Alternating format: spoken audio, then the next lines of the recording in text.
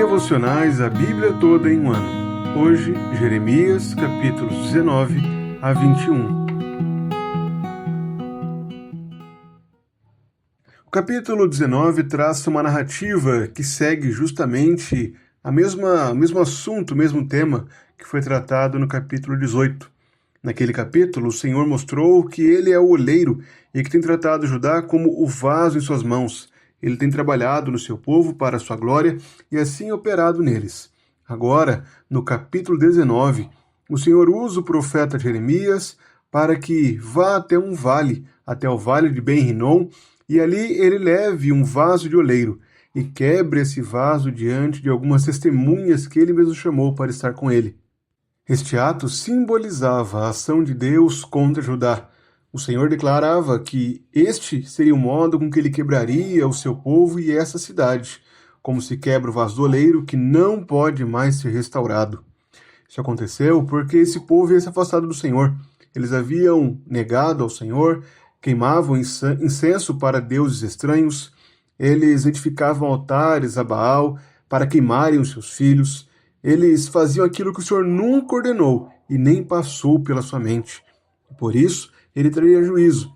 Ele faria com que Judá vivesse na miséria, a ponto dos próprios pais comerem os seus filhos, a ponto de que aqueles que observassem a terra de Judá zombassem por causa do desastre que acometeu aquela cidade. Assim, o Senhor julgaria o seu povo. Ele traria sobre Judá todo o juízo que havia sido anunciado na sua aliança, a qual foi quebrada pelo seu povo. Por conta da dureza das palavras de Jeremias, Pazur, filho do sacerdote Imer, que era superintendente da casa do Senhor, e ouviu as palavras de Jeremias, ordenou que ele fosse açoitado e preso no tronco que ficava junto ao portão superior de Benjamim, na casa do Senhor. No dia seguinte, ele mandou que Jeremias fosse solto. E quando isso aconteceu, Jeremias novamente profetizou, dizendo que o Senhor mudou o seu nome de Pazur para Magor Mizabib, que quer dizer terror por todos os lados. Pois o Senhor tornou esse homem um terror para ele mesmo e para todos seus amigos. Ele veria a queda de Judá, veria a destruição de Jerusalém e todo o saque que a Babilônia faria naquela cidade. Ele veria a miséria e seria levado para a Babilônia, onde ele morreria e seria sepultado, ele e todos seus amigos, os quais ele profetizou falsamente. A sequência do texto mostra mais um lamento de Jeremias. Jeremias, agora novamente, sente o peso do seu ofício. Por falar da parte do Senhor, por ser persuadido pelo Senhor, ele agora é alvo de zombaria. As pessoas o rejeitam e zombam dele. Mas apesar de toda essa aflição, consequência do seu ofício, ele tem a certeza de que o Senhor está com ele e que o Senhor fará justiça por ele. E é justamente nisso que ele se ampara.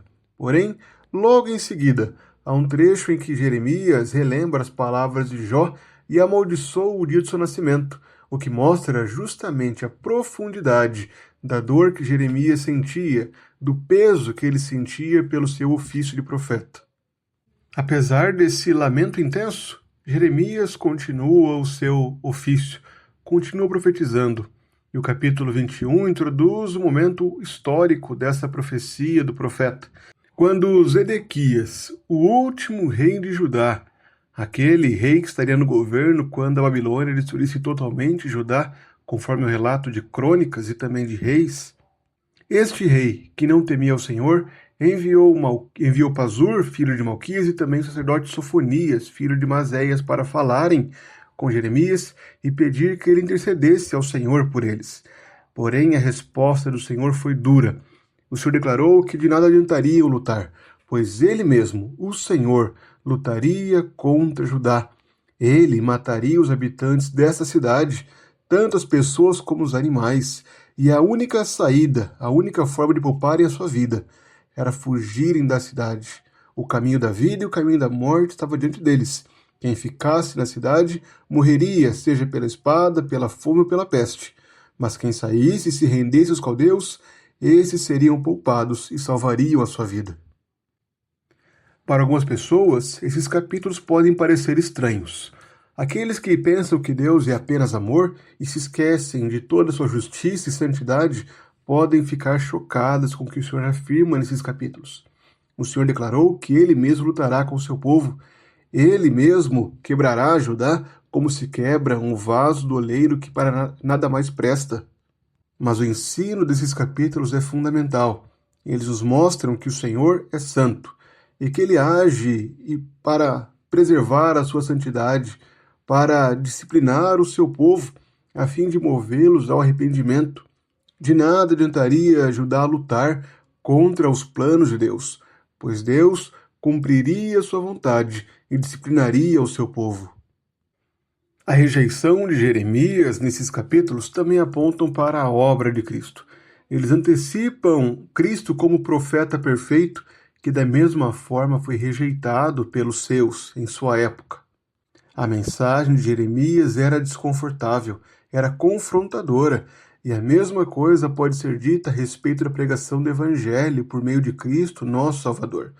A mensagem que ele anunciava era confrontadora aos próprios líderes religiosos que confiavam em sua habilidade em preservar a lei, em cumprir os mandamentos e por isso se achavam autossuficientes.